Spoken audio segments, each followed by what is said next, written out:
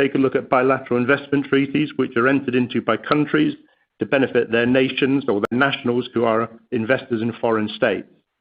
As we will see, these treaties invariably include agreements to arbitrate disputes. Following Wendy, we have Rick, who will examine some of the provisions of NAFTA, including the provisions dealing with disputes. Given the reports coming out of the USA today concerning steel tariffs, the session from Rick probably could not have been more timely. So let's start with the first half. And we'll take a look at commercial arbitration and the reasons why parties arbitrate. But first, if we can start with a simple definition of international arbitration.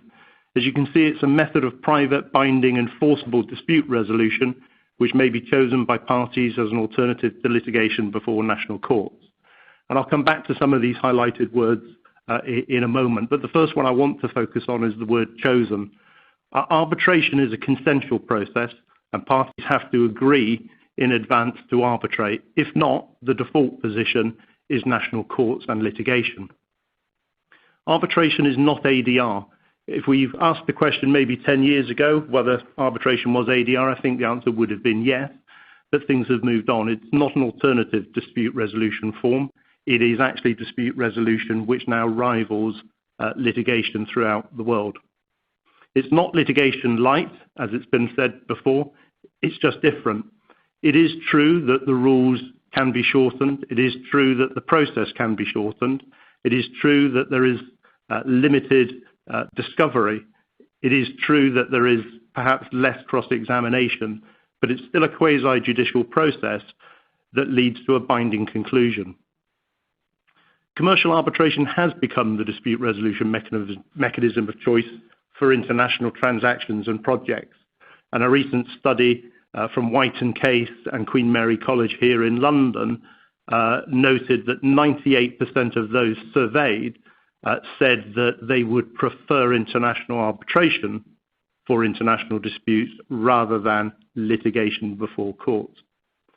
We've also seen a remarkable growth of trade and treaty claims in the past 5 to 10 years, and that's the focus of the talk, or the second half of the talk, from Wendy and Rick. So let's look at these reasons why people do prefer to arbitrate rather than litigate. And in no particular order, the first one we look at is confidentiality. And you may recall from the definition that I put up that I said that arbitration was private. Well, private has two meanings in that definition. First, arbitration can only take place between those parties who agree to arbitrate. In other words, you cannot join third parties into the arbitration process unless everyone else agrees. This sometimes presents difficulties in some projects, for example, construction, where the contractor would like to blame the subcontractor, but unless the employer, the contractor, and the subcontractor have agreed in advance, the subcontractor cannot be brought into that piece of litigation, or arbitration in this context. But arbitration is also private in the sense that it's confidential. The public cannot attend arbitration processes, and documents disclosed or exchanged in arbitration are not made public. This can be a very important issue for commercial parties, where they do not want third parties to know that they're in dispute, and they do not want the documentation that's produced in disclosure to be made available to third parties. However, we cannot say that arbitration is always confidential. In some jurisdictions, the law says that it's not confidential. And in other jurisdictions, if an arbitral award is brought before the court for challenge or enforcement, confidentiality may be lost. If you are arbitrating under some of the common rules of arbitration, like the ICC, the LCIA, or the ICDR rules, it is worth noting that those rules either do require confidentiality or at least give the tribunal the power to make the proceedings confidential, which in practice they often do. Finally, on this subject or this topic, it's worth noting that treaty arbitration is often not confidential, and documents and awards are often published on the ICSID website. You can even watch the proceedings through live streaming. The reason often given for this is that treaty arbitrations involve claims involving states and therefore should be open to the people. The second reason we have for the arbitration preference is neutrality. There remains a perception, whether it's fair or unfair, that a national court or its judges may have an intrinsic bias towards nationals as opposed to foreigners. As such, a non-national often prefers arbitration. Whether that perception is fair or not, the more subtle point is that both parties should be treated with equality, and litigation in a foreign court will include processes and procedures which are unfamiliar to foreign parties. There will be a different cultural approach and possibly even different languages before local courts. In sporting terms, the home party will almost certainly have home field advantage, whereas arbitration tends to neutralize this. Of course, arbitrators, like judges, still need to be independent and impartial. Arbitration should not be a way to get your arbitrator to help decide a case in your client's favor. I should note here that in recent times there appear to have been more challenges to the independence and impartiality of tribunals than we've seen historically. The reason for that probably is not as clear as it might be, but one theory is that it's become so difficult to challenge arbitral awards that parties are having to look at other means to avoid defeat.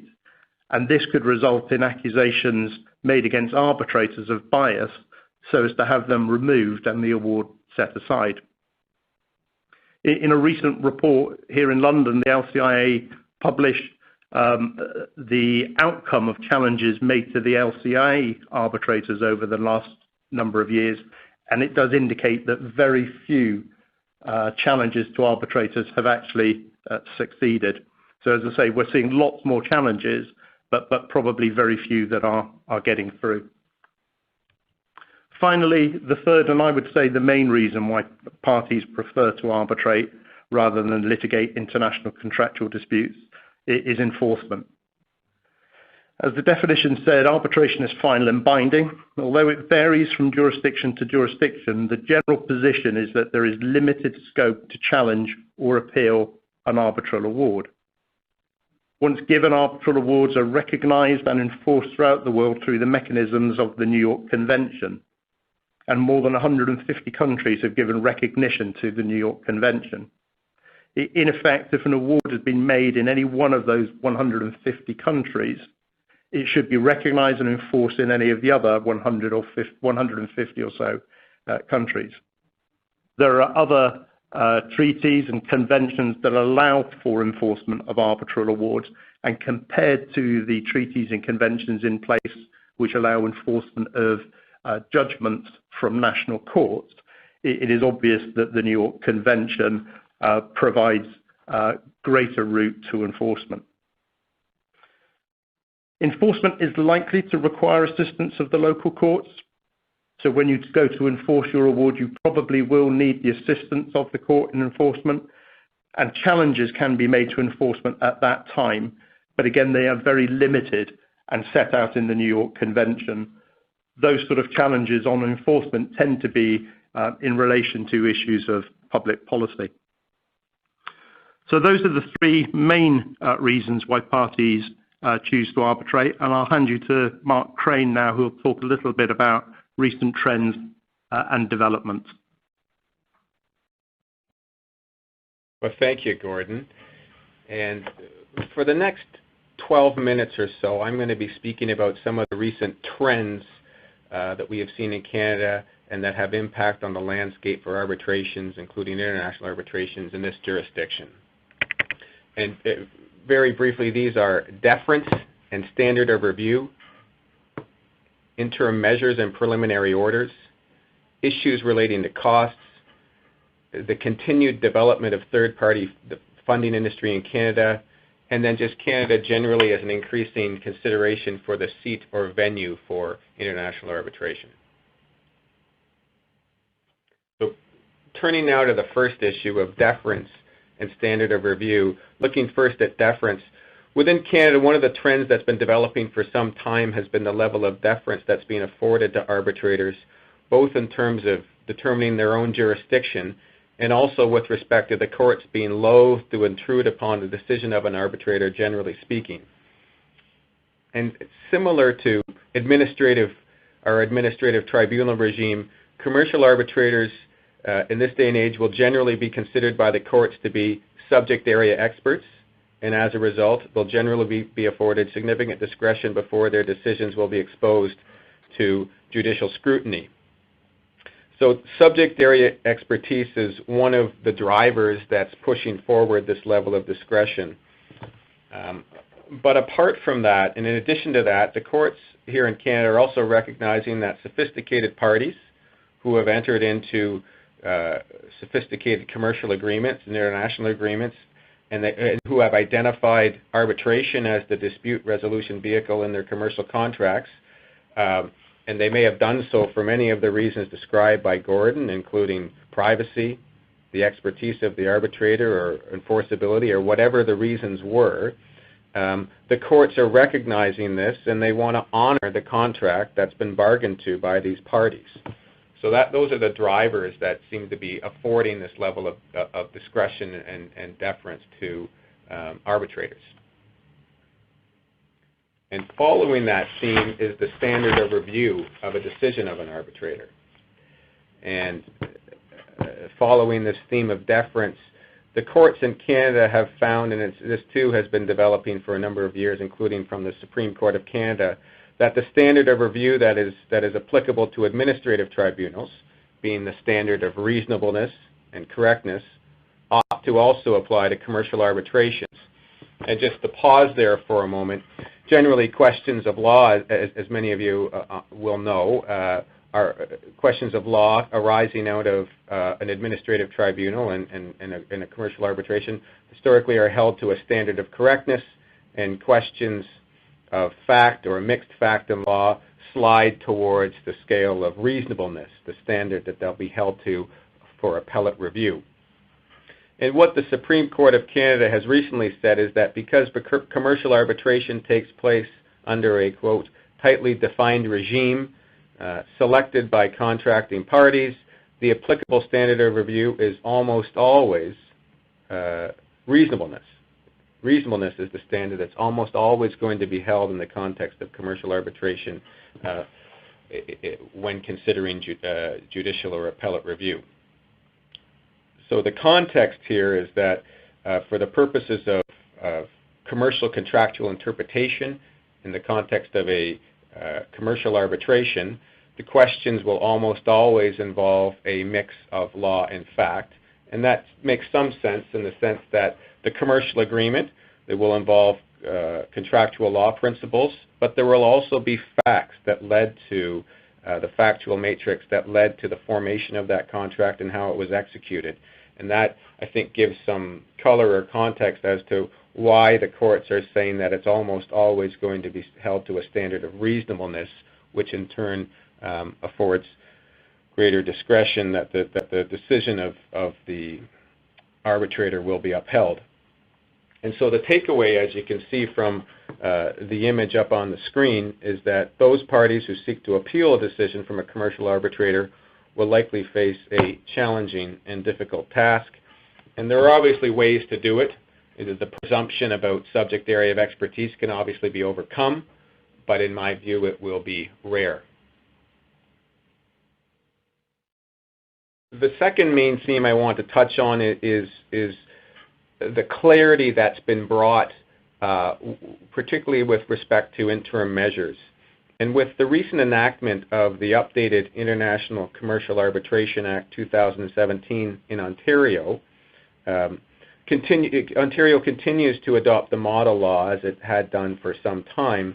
But what this 2017 Act incorporates is all the developments, the more recent developments of the model law that have been enacted by way of this legislation and brought forward. And many of those model law enactments occurred back in 2006. And so what this has afforded us here in Ontario, and there'll be similar regimes across the country, is there's now a, unless the parties agree to otherwise, and the parties are always entitled to do so in their commercial agreements, but unless they do so otherwise, The Act provides a comprehensive interim measure regime applicable to international commercial arbitration and disputes. And the takeaway is that arbitral tribunals have been granted the authority, very similar to the courts have, in terms of being able to order interim measures and the test for the ordering of such an interim measure, such as an injunction. And so as you go through the legislation, the test to order an interim measure such as an injunction would be whether the awarding of damages would be an inadequate remedy in the circumstances, so that would be a prerequisite for before the interim measure could be ordered. Secondly, that on a balance of probabilities, greater harm would arise to the party requesting the relief if the interim measure were not ordered. And finally, that the requesting party's position has merits, appears to have merits, and a reasonable prospect of success. And if I stop there for a moment, some of you on the call will recognize that this test that's been laid out in the model law is very similar to our common law test laid out by the Supreme Court of Canada and R.J.R. Macdonald, which essentially now affords arbitrators the same discretion as the courts. And the impact of this is twofold. One, it identifies that the discretion is there, absent the parties bargaining out of it. But two, it provides clarity, because I think oftentimes parties may enter into a contractual agreement, and a dispute may arise, and you may not know, and they may spin their wheels as to what jurisdiction an arbitrator has, if any, with respect to interim measures, and I think this assists to provide that clarity for the parties. So the takeaway here is I think this assists to further clarify the role of the arbitrator and his or her jurisdiction in carrying out their duties.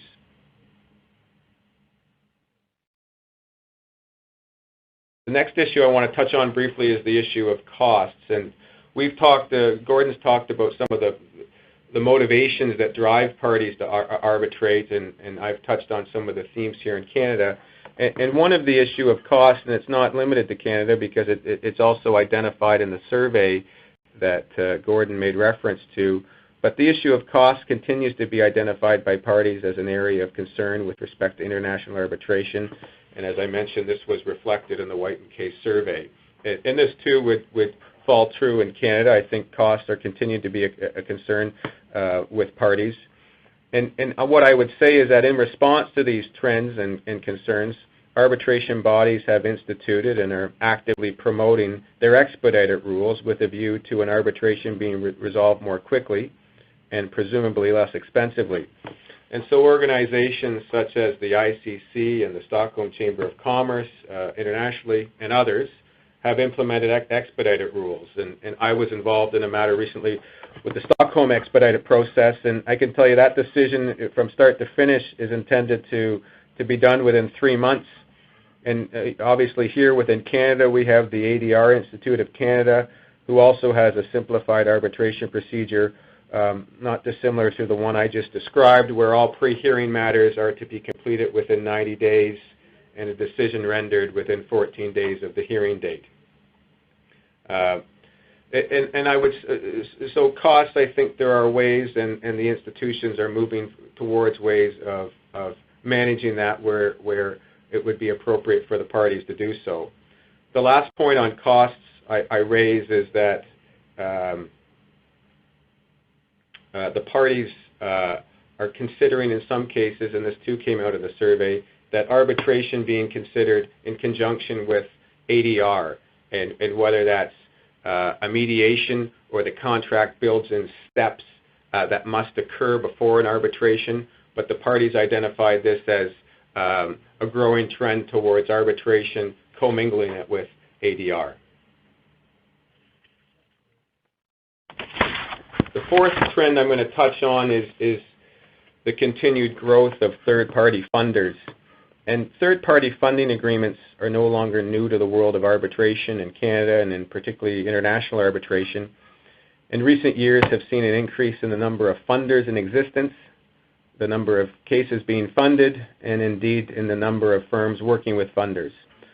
So while the development of third-party funding in Ontario and Canada has been slower than in other common law jurisdictions, such like the United States and the United Kingdom and Australia, regulatory measures or other measures taken by the state. And then, as I'd already referred to, BITs may also include protection against certain types of performance requirements and disciplines on monopolies and state enterprises. They may protect against restrictions on the controversy around the use of the system. So at the outset, when an investor is considering investing in a country, and in particular in a country that has a high level of political risk, the first issue to look at is whether there's going to be BIT protection available. And the treaties generally provide protection to investors, and investors will be a defined term. And those investors normally have to be nationals of one of the contracting parties to the bilateral investment treaty. So, for example, if Canada has a bilateral investment treaty with Venezuela, then that treaty will protect a Canadian incorporated company that's going to make an investment in Venezuela.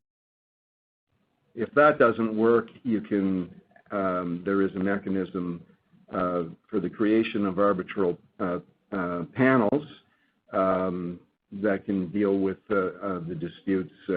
There's only been 3 NAFTA Chapter 20 panel reports that were final, but the last one was in 2001. And why is that? Because the U.S. refused to agree to panelists, the appointment of panelists to create a Chapter 20 panel. And as an aside, the U.S. is doing the same thing today in the World Trade Organization with respect to the appellate body, where the U.S. is refusing to agree to appoint members to the appellate body to replace members whose terms have expired. So we have 4 out of 7 members